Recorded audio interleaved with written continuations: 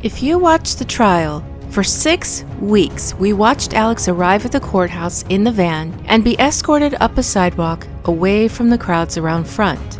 Did you ever wonder where that sidewalk led and how he entered the courtroom? Come with me for a behind-the-scenes tour to see where that sidewalk led, where he was housed while at the courthouse, and learn how he and his attorney Dick Harpootlian were still breaking rules during the murder trial. It's entitlement at its finest. It's Behind the Scenes with Cassidy, Alex Murdaugh's courthouse cell. Welcome.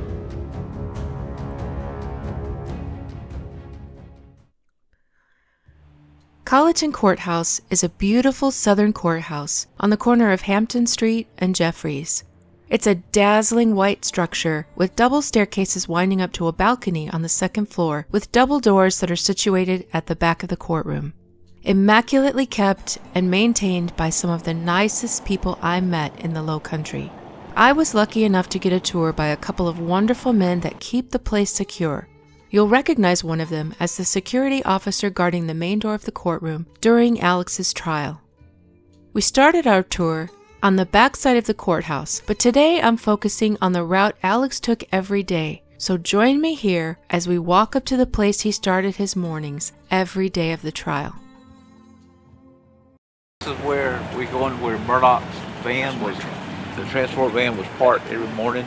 Oh, okay. To bring him into the courthouse. Actually, where that black Suburban parking, that's where Murdaugh's van was parked. Oh, now, okay.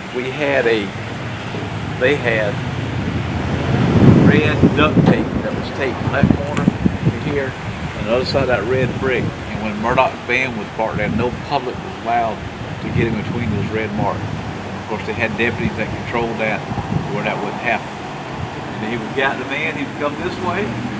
But before we go in the gate, I want you to look. Get on the hill and look through here. I'm going to spare your ears here. We had wind blowing hard into the mic and a noisy car driving by. So I'll just do a voiceover explanation of what he was saying here. He pointed out the jail that Alex came from every day, the building with the green roof, and they would take a different route every morning to the courthouse for Alex's safety. This is the route we would take him. They would take him this way to go to what we call our dungeon, which is our holding cell. Cool. Okay, give them that moment.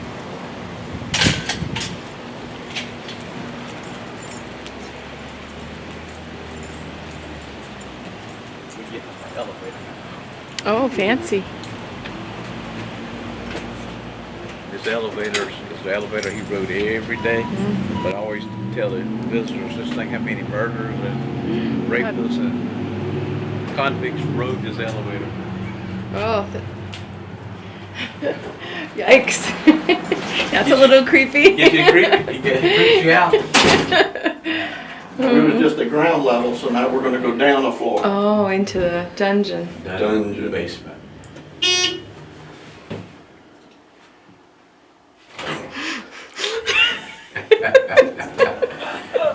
You got my nerves on edge. He was brought this way every day. Of course, this door was shut, so in other words, no public could get to it. Yeah. This is a cell that he was housed in. Oh, wow. When And you this break is down, this is where you eat lunch. You can go in if you want to. I can shut the door behind you. This was the room he was brought to every morning and every break. There's a camera recording everything, and there's nothing but a toilet, sink, and a cold black bench for sitting or lying down. Whoa!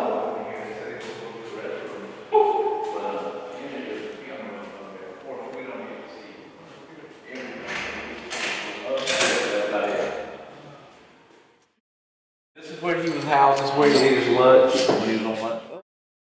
But we had no ladies during the 29 days. The court was 6 weeks, 29 days. But you see the red tape on the door? Yeah? That's where SLED and Attorney Generals kept their evidence before they were presented in trial. They would tape the door shut to make sure nobody Could open tampered it. with it. Oh. If you've seen it now, when you've seen cameras, Yeah. we got cameras in both of them. So there was a camera on it, the light stayed on 24/7. To make sure no one tampered with. Yeah, it was always. Yeah, that was a lot of evidence. That Lot of courtroom evidence. was full of Yes. stuff. Yes, of course, we had a court, I showed that courtroom then. Okay. Now, if Murdaugh needed to talk to the lawyers, this would be where we put Murdaugh. The lawyers. Oh, in this room? Yeah, the lawyers would come down this step right here, the steps right here, and they would go in this, the hallway that took them back around, so they wouldn't interact with them. Oh, they could only be on the other side? That's correct. So you flip this light on, you can see here. Hallway. There's a hallway that walks around. You can go ahead and walk down there and take a Oh, look okay. from the other side. Yep, you can do nowhere. Hey, you gotta pay light bill. And then Then you just go right in And there? Paul will tell you a little more about, some lawyers wanted to talk to him face to face, but he'll tell you that. Yeah. Go back out? Yeah. Okay. Oh, she won't stay down there. Now, Harpoon, which was his lawyer, he pitched a fit, so Of course he did. he wanted to talk to them in person. So they were allowed to, a couple times, to stand right here with deputies to talk in person, but no contact. Only, I think it was a couple times. I'm not sure how many times it was because I was upstairs doing my job up there. Did you guys catch that? This is the arrangement for attorneys and their clients to meet in their designated rooms with a hole through the glass for speaking to each other. But Dick Harpootlian pitched a fit because he thought he and Alex should be able to speak in person. In my opinion, it's nothing but a power flex. They could sit in comfortable chairs with a tabletop to hold their files for reviewing, for note-taking. Not only is it court policy, but it's also a better situation for attorneys. But just to flex, he demanded to be able to speak face-to-face with his murderous client, even though it meant standing in the middle of a room with no table. To me, that really is just a power flex because it makes no logistical sense otherwise. There's no reason to prefer to stand in the middle of a room surrounded by deputies instead of sitting in the designated area for attorneys and their clients like everyone else does. Nothing but entitlement. Right, back on the elevator, Okay. we go and head to the courtroom. And there are 2 elevators in the building. This is one of them. This is the scoundrel elevator. Yeah, this is what it is. This room we're going into now is a transition room before you get to the courtroom. This is where they took his handcuffs off. You'll see a cuff wall where handcuffs. So he came in cuffs. Oh yeah, you notice he held coat across his wrist when he came in. He was hiding his cuffs. Oh, there's the cuff. Okay. This rack was used to transfer the evidence from downstairs up to here to the trial. Oh, that's huge. Now, when you go into the courtroom, you're gonna look to the extreme left. That's the witness stand. Right across to the right is where the jurors sat. You'll see how close it was. Oh, wow. So this is the jurors right here? Yeah, the jurors to the right, witness stand right extreme left, right behind. Oh, wow. Super close. See how close? Yep. This is where he sat. Of course, you had your court reporter, 2 court reporters, one here and one in front of that computer. Your prosecution with Creighton and John Meadows and the rest of the team. And It looked bigger on TV, didn't it? it does, yeah. And, Well, they say the camera, puts 20 pounds on you? and what they did here was we had to move these tables in closer. You had very minimal wall space right there. And when they had everything spread out in here, it was tight. That's why you heard a lot of bumping and tripping. They were tripping over things. Is that where he acted out the... No, this is where it was acted out. Oh, where Creighton acted out the shooting? There were other people talking in the courtroom, so my guy gets a little drowned out at times. He's about to describe the seating arrangements with a little bit of information about how seating had to be rearranged because of the Murdaugh family. I'll summarize it at the end in case you can't hear him clearly. Arrangements, of course, you had SLED, Attorney General's the first 2 rows. The next 2 after that was All counts. the press, skip the aisle, press again on the next 2 rows. So they had 4 rows. And 4 rows in between that, you had the gallery, and the last 2 rows were the attorney generals and sled again. That's where they kept the witnesses back there, kind of. And this side, of course, we had a deputy that was assigned to mainly to keep Murdaugh from interacting with the gallery or his family. His family, started out on the second pew, and there were some contraband passed up to paralegal given to Murdaugh. That's the way I understand it. I didn't see it transpire because my job was at that door. I was controlled of setting people.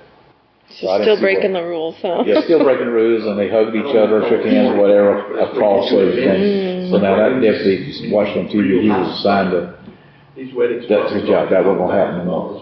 Of course, they were moved to the 4th row, and when Lynn, his sister, came in, she didn't like it when I told her she was on the 4th row, which I sent her to talk to the right person. I got the right person for her to talk to, and moved her back. And when trial started back the afternoon, something happened. I didn't catch it. We had to move them back from the 2nd row to the 4th row, which Judge Noonan hearsay was from the other bailiffs. That was the last move. The next move was out. Right. So they had to set that. Still couldn't behave. And then the gallery, they had that the second 2 rows 2 and 3 there, and then you skip the front rows. I hardly said anybody in the front row. That was safe for people like Nancy Grace or somebody that came in late. The rest of the row was galleries, these 4 over there. So we were limited to 234 occupancy when here, and that filled up pretty quick. If you consider what you brought in with the attorney generals and SLED and the prosecution defense team, it hit 234 quick. I bet. So a lot of people, everybody got in during the day. Just not everybody at one time.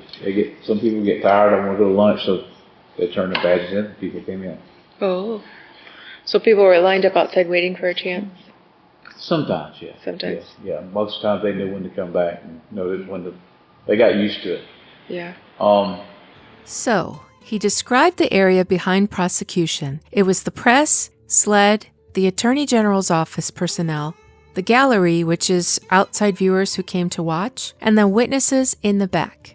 On the defense side, a deputy had to be seated in the front row because the Murdaugh family on the first few days was sitting directly behind Alex, but they would hug him, shake his hand, and even went so far as to try to pass contraband. They got moved to the 2nd row, but apparently still couldn't behave. They were then moved to the 4th row, and rumor had it that this was the last move. If they misbehaved again, they allegedly would have lost their right to attend at all. Again, just smacks of entitlement.